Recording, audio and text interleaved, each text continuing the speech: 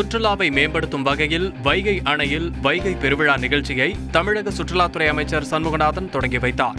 தமிழ்நாடு தொலைநோக்கு பார்வை 2023இல் 10,000 கோடி ரூபாய்க்கு மேல் சுற்றுலாத்துறைக்கு முதலீடு செய்வதற்கான திட்டங்கள் வகுக்கப்பட்டுள்ளதாக அமைச்சர் சண்முகநாதன் அப்போது தெரிவித்தார். நாமக்கல் அருகே விபத்தில் பாதிக்கப்பட்ட அமலா என்பவருக்கு இழப்பீடு வழங்காததை அடுத்து நீதிமன்ற உத்தரவுப்படி அரசு பேருந்துகள் ஜப்தி செய்யப்பட்டன. இதேபோன்று மற்றொரு வழக்கில் பாதிக்கப்பட்டவருக்கும் இழப்பீடு வழங்காததை அடுத்து அரசு பேருந்துகள் ஜப்தி செய்யப்பட்டன.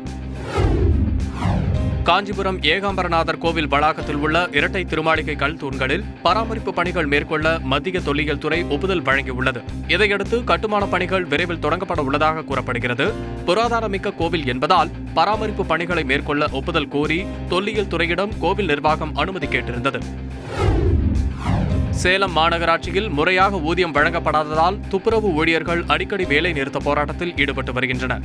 இது தொடர்பாக நடவடிக்கை எடுக்காத மாநகராட்சி நிர்வாகத்தை கண்டித்து தேங்கி கிடக்கும் குப்பைகளை திமுக பெண் உறுப்பினர்கள் மற்றும் அவர்களின் உறவினர்கள் அகற்றியது பரபரப்பை ஏற்படுத்தியது.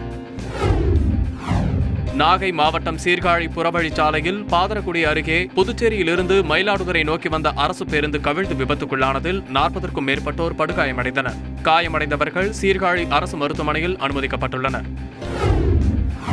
புதுச்சேரியில் பட்டப்பகலில் ரவுடியை வெட்டி கொலை செய்த மர்ம நபர்களை போலீசார் தேடி வருகின்றனர். கருவடிக்குப்பத்தைச் சேர்ந்த மணிகண்டன் தமது நண்பர் வீட்டிற்கு நடந்து சென்று கொண்டிருந்த போது இருசக்கர வாகனத்தில் வந்த மர்ம நபர்கள் அவரை பயங்கர ஆயுதங்களால் வெட்டி படுகொலை செய்தனர். மணிகண்டன் மீது பல்வேறு வழக்குகள் இருப்பதால் முன்விரோதம் காரணமாக கொலை நிகழ்ந்ததா உட்பட பல்வேறு கோணங்களில் போலீசார் விசாரணை மேற்கொண்டுள்ளனர்.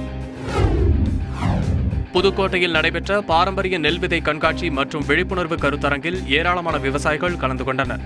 பாரம்பரிய நெல் ரகங்களான மாப்பிள்ளை சம்பா, சாமை திணை, வரகு, காட்டியானம் உள்ளிட்ட நெல் ரகங்கள் விவசாயிகளுக்கு இலவசமாக வழங்கப்பட்டன. தண்ணீர் தட்டுப்பாடு நிலவுவதால் மீண்டும் பாரம்பரிய நெல் சாகுபடிக்கு திரும்புவதாக விவசாயிகள் தெரிவித்துள்ளனர்.